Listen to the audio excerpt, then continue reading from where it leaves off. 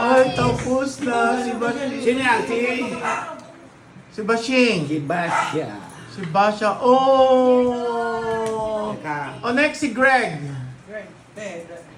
Teka. Oh, si Greg. Next. Si Greg kailangan niya ng 8+1 at yan. saka anti-rabies. Patayo lang yan. Hindi kayo patayo. Patayo.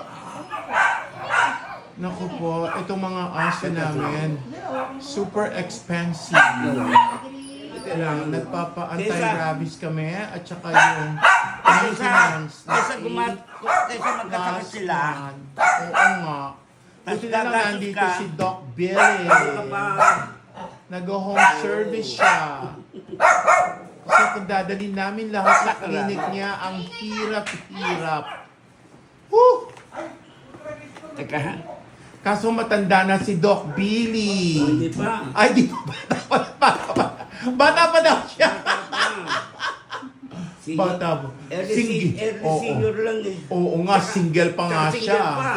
At saka may girlfriend. Oh, ang ganda-ganda ng girlfriend. Eto na si Greg. Siya na naman yung sasaksakan ng anti-rabies at saka yung maintenance nila every year na 8+1. Bakit ang laki yata ng karayom ni Greg?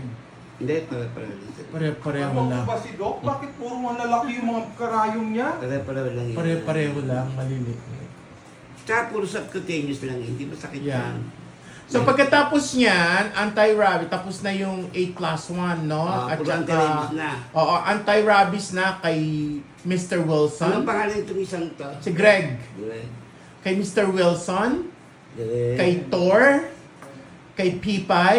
Kay Bashing. At saka dun sa dalawang, si Pucci and Pucci Pucci. Kaya mo yan, Greg. Kaya niyan? Balang Ano ba yan? Oo, lalo sa kanya. Wala. Wala namang kwenta yan sa kanya. Lalo sa kanya. Hindi pa sakit Oo. na. Wala naman nararamdaman yan. Oh. Sakit lagi.